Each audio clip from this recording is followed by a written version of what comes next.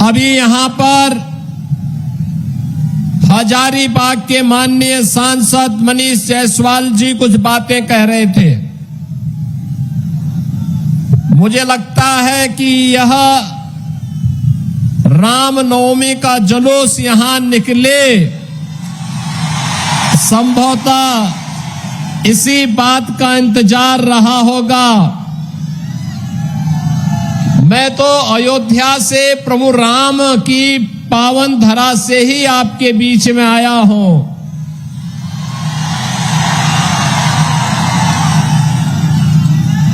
जो लोग कहते थे कि अयोध्या में राम मंदिर नहीं बन पाएगा,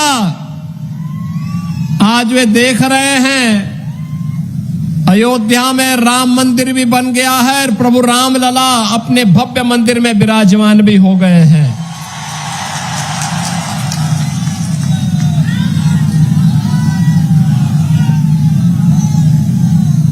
श्री राम जन्मभूमि पर भगवान राम का मंदिर बने,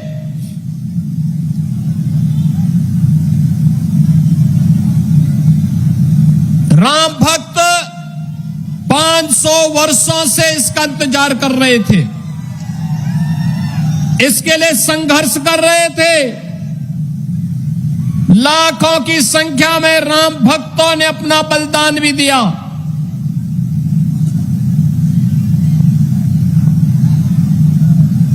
बैरियर बनने का काम कौन कर रहे थे? यही कांग्रेस, यही आरजेडी, यही झारखंड मुक्ति मोर्चा, यही लोग थे जो राम मंदिर के निर्माण के मार्ग में बाधक थे। और जैसे ही देश की जनता जनार्दन ने निर्णय देकर के दुनिया के सबसे लोकप्रिय राजनेता मोदी जी को देश की कमान सौंपी, मोदी जी के आह्वान पर उत्तर प्रदेश वासियों ने भारतीय जनता पार्टी की सरकार बनाई। मात्र 2 वर्ष में 500 वर्षों की समस्या का समाधान हो गया है। और यही कहने के लिए मैं आया हूं, ये पत्थरबाज पहले कश्मीर में भी थे, याद करना।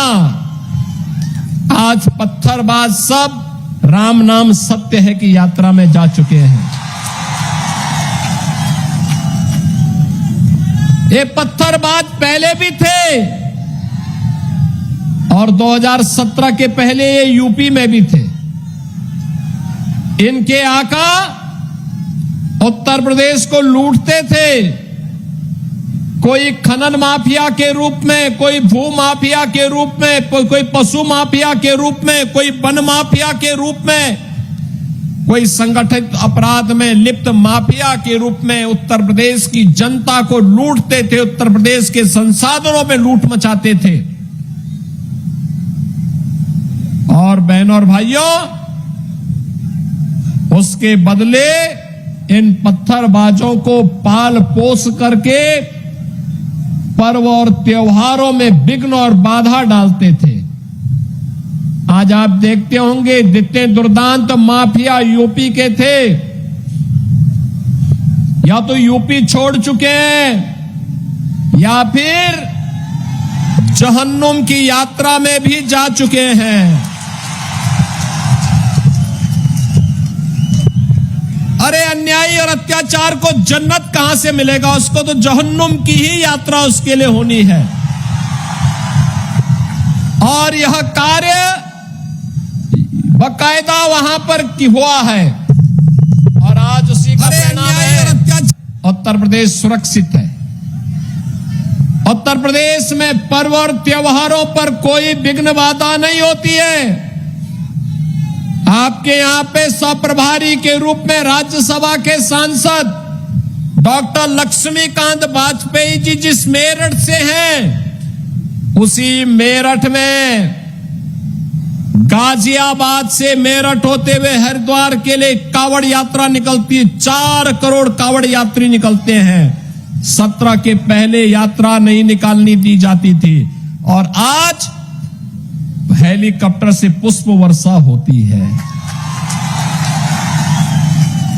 ताकत का एहसास कराइए और ताकत का एहसास कराएंगे जो ये पत्थरबाज है सड़कों पे आपके लिए झाड़ू लगा करके रास्ता साफ करते हुए दिखाई देंगे। ये बजरंगी पताका हर घर में फहराई हुई दिखाई देगी और उस ताकत का एहसास कराने के लिए ही ये चुनाव आपके पास है। बंटिए मत जातियों में।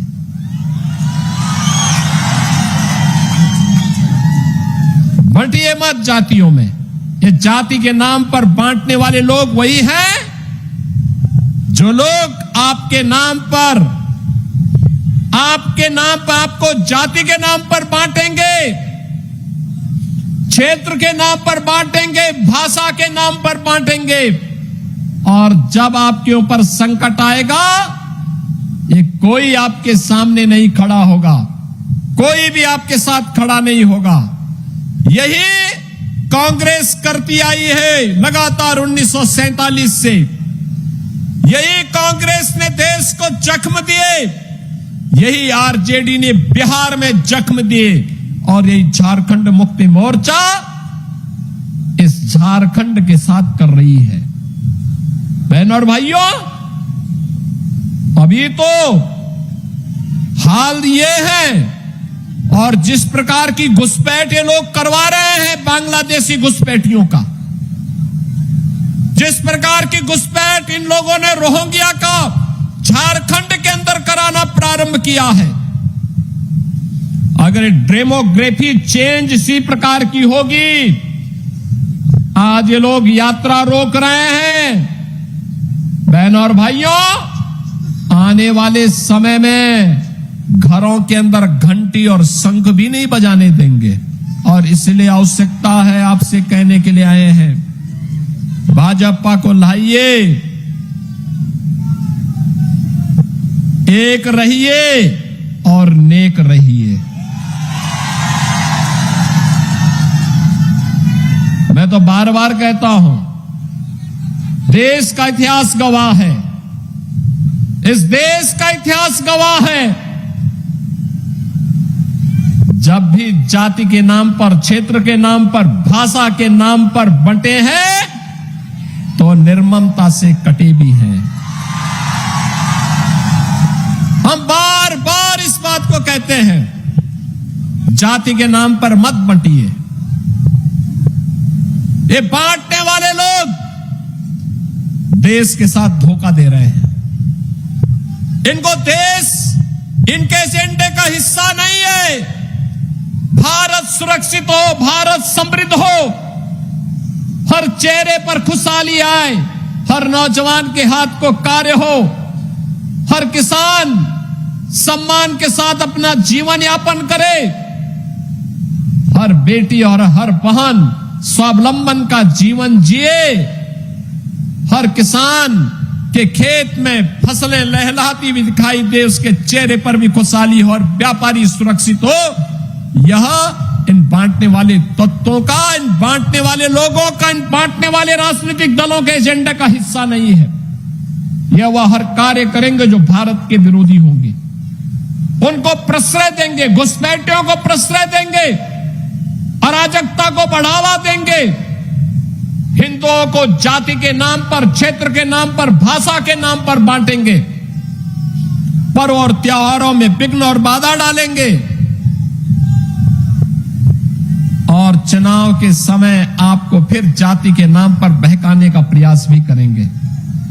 बहनों और भाइयों, यह समय बंटने का नहीं है, यह समय तो देश के बारे में प्रधानमंत्री मोदी जी की सोच के अनुसार कार्य करने का समय है। आप मुझे बताओ, मैं पूछना चाहता हूं, ये कांग्रेस, आरजेडी, झारखंड मुक्ति मोर्चा से मैं पूछना चाहता हूं, कांग्रेस को देश के अंदर लंबे समय तक, इंडी गठबंधन को लंबे समय तक देश के अंदर अकेले कांग्रेस को शासन करने का अवसर मिला था, उत्तर प्रदेश में भी मिला था। क्यों नहीं इन्होंने अयोध्या में राम मंदिर के निर्माण का मार्ग प्रशस्त कर दिया? क्यों नहीं किया? कारण है, इनके एजेंडे में अयोध्या नहीं था, हिंदुओं की आस्था नहीं थी, इनके एजेंडे में हिंदुओं की सुरक्षा नहीं थी, इनके एजेंडे में कहीं भी एक बेटी सुरक्षित हो, एक बहन सुरक्षित हो, एक व्यापारी सुरक्षित हो। इनके समय में जब भी कांग्रेस का शासन रहा है, चाहे वह दिल्ली में रहा हो और चाहे इंडी गठबंधन का झारखंड मुक्ति मोर्चा की सरकार आपके झारखंड में हो,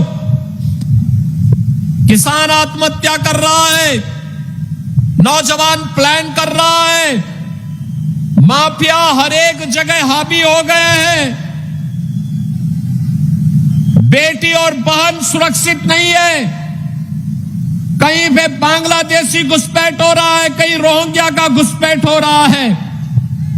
और दुस्साहस की पराकाष्ठा तब दिखती है जब पर्व और त्योहार आते हैं और उनके द्वारा उस पर पथराव किए जाते हैं।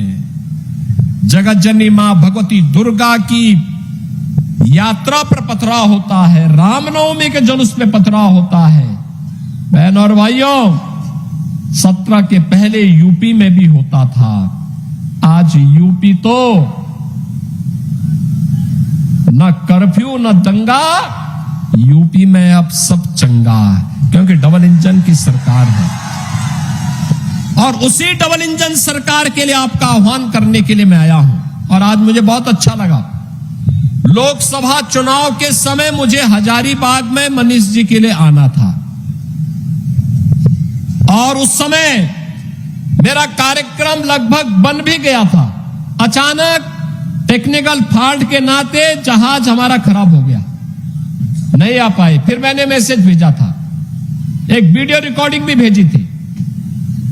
और आज मुझे बहुत अच्छा लगा कि मुझे यहां पर उनके द्वारा समर्थित प्रत्याशियों के समर्थन में विधानसभा के चुनाव के बहाने ही यहां पर वाजपेयी जी लेके आ गए।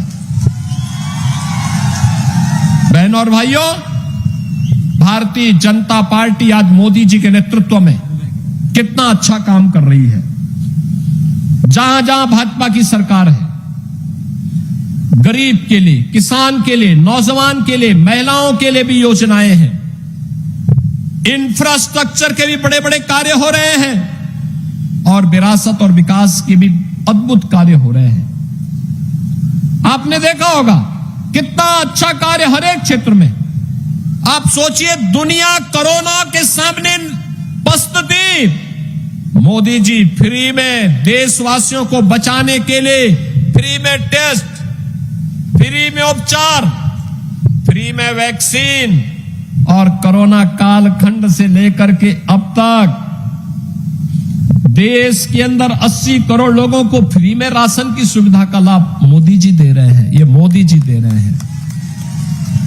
आप सोचो, ये कांग्रेस, आरजेडी और झारखंड मुक्ति मोर्चा तो गरीबों का अन्न हजम कर जाते हैं और मोदी जी 80 करोड़ लोगों को फ्री में राशन दे रहे हैं।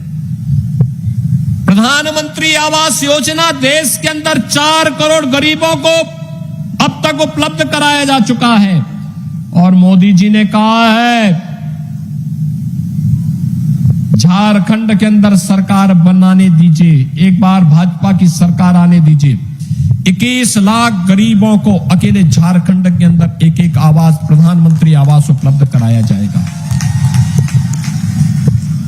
मोदी जी ने घोषणा की है आयुष्मान भारत में, आपने देखा होगा, आयुष्मान भारत में अब तक देश के अंदर 50 करोड़ लोग 5 लाख रुपए की स्वास्थ्य बीमा का निशुल्क सुविधा का लाभ प्राप्त कर रहे हैं। और अब मोदी जी ने कहा है 70 वर्ष से ऊपर के हर व्यक्ति को हर वर्ष 5 लाख रुपए स्वास्थ्य बीमा का कवर देंगे। 5 लाख रुपए का, इसकी भी घोषणा हो गई है, इसको लागू कर दिया गया है।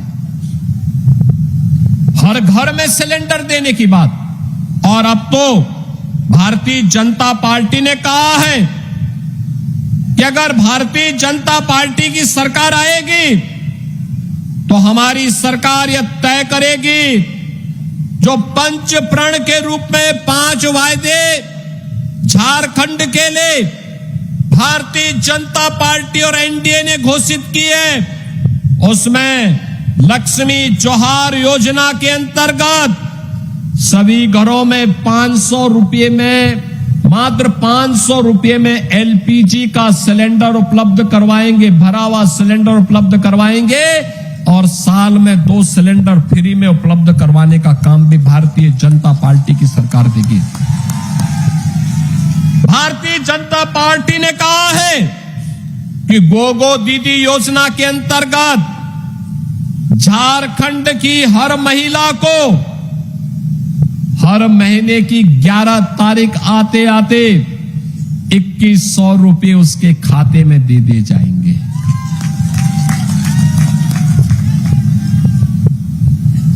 सभी परिवारों को घर निर्माण के लिए एक तरफ ये जो जितने भी खनन माफिया हैं, बालू माफिया हैं, कोल माफिया है, वन माफिया है, पशु माफिया है, जहां इनके लिए सामने खड़े हुए उपकरण उनके लिए तैयार होंगे, वहीं साथ ही साथ हर परिवार को जो घर बनाना चाहता है उसको मुफ्त में बालू उपलब्ध करवाने का काम भारतीय जनता पार्टी की सरकार करेगी।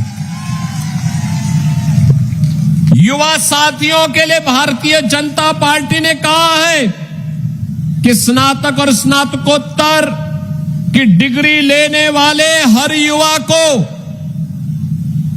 2 वर्ष तक 2000 रुपये प्रति माह उन्हें एक निश्चित राशि उन्हें उपलब्ध करवाने का काम डबल इंजन की सरकार झारखंड के अंदर करेगी।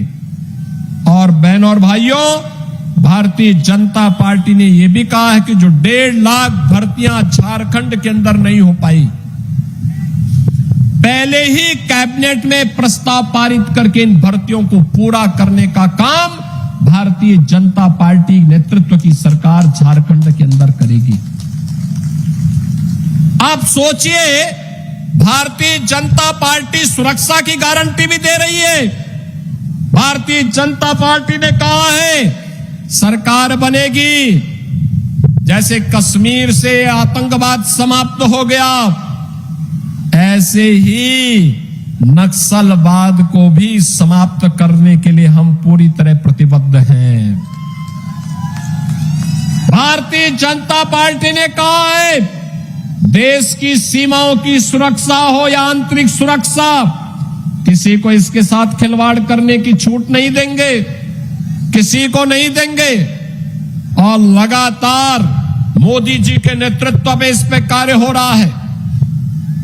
कश्मीर में धारा 370 हटी, आपने देखा होगा 3 दिन पहले कांग्रेस की जब पहले सरकारें हुआ करती थी 14 के पहले, चीन की जब मर्जी आती थी तब भारत की सीमा में घुस जाता था। और उस दिन आपने 3 दिन पहले देखा होगा चीन की सेना पीछे जा रही है और भारत की सेना वहां पे गश्त कर रही है। बॉर्डर की अब यह स्थिति है। भारत मजबूत स्थिति में, सुरक्षित स्थिति में। जो पाकिस्तान पहले भारत के अंदर आतंकी वारदात को अंजाम देता था, आज वो पाकिस्तान दुनिया के अंदर गुहार लगा रहा है कि भाई बचाओ हमें, भारत कभी भी हम पे हमला कर सकता है, हमें तबाह कर सकता है। ये नया भारत है, ये नया भारत है। अपने नागरिकों को सुरक्षा देना भी जानता है और दुश्मन को ठिकाना लगाना भी जानता है। दुश्मन के लिए क्या व्यवस्था होनी है, क्या रणनीति अपनानी है, यह भी जानता है। और इसके अनुसार आज भारतीय जनता पार्टी कार्य कर रही है। और बहनों और भाइयों, सुरक्षा भी है तो सम्मान भी है, समृद्धि है तो सुशासन भी है, विकास है तो विरासत का सम्मान भी है। अयोध्या में 500 वर्षों का इंतजार समाप्त हुआ और 500 वर्षों का इंतजार समाप्त करने के बाद अयोध्या में रामलला का भव्य मंदिर का निर्माण भी हो गया। अयोध्या कितने लोग गए हजारीबाग से, बड़का गांव से कितने लोग अयोध्या दर्शन करने के लिए गए?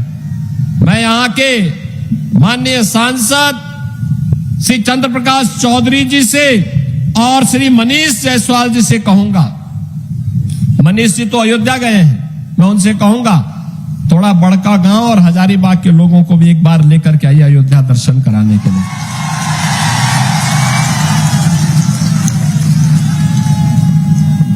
लेके आइए अयोध्या और मुझे पहले फोन कर देना। अयोध्या में दर्शन की सारी व्यवस्था, वहां की व्यवस्था हम लोग अपने आप करा देंगे। देखो तो अयोध्या को, देखो तो पहले अयोध्या अब कैसी संवर गई है। आज अयोध्या दुनिया की सुंदरतम नगरी बनने को उत्सुक है। 4 लेन की सड़कें बन गई, भव्य राम मंदिर का निर्माण हो गया, रामलला 500 वर्षों के अंदर विराजमान हो गए। और यही नहीं, अब उत्तर प्रदेश के अंदर किसी जुलूस पर, किसी शोभा यात्रा पर कोई पथराव नहीं करता है, क्योंकि उसे मालूम है इसका अंजाम क्या होने वाला है। किसी बेटी पर कोई हाथ नहीं डालता है, उसे मालूम है इसका दुष्परिणाम क्या होगा।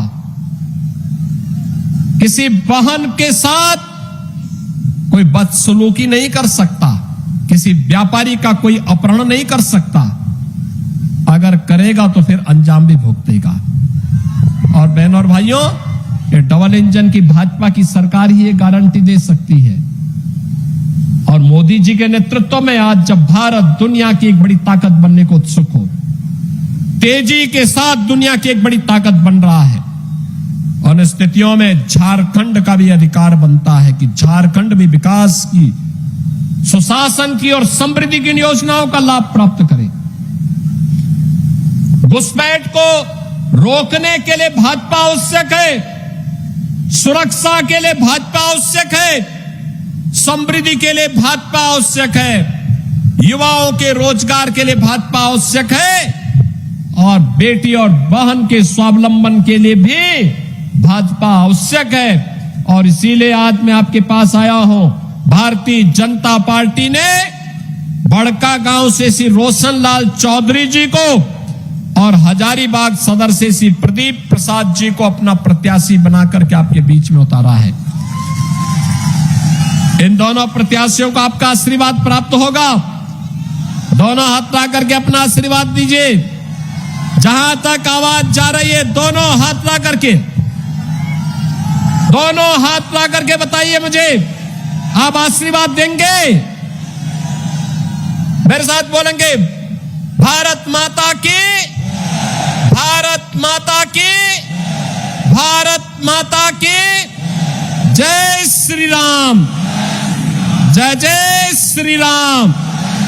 आप सबको छठ महापर्व की भी मैं हृदय से बधाई देता हूं और छठी मैया से प्रार्थना करता हूं कि वह आपके घरों में सुख और समृद्धि लाए। आप सबके प्रति मेरी मंगलमय शुभकामनाएं।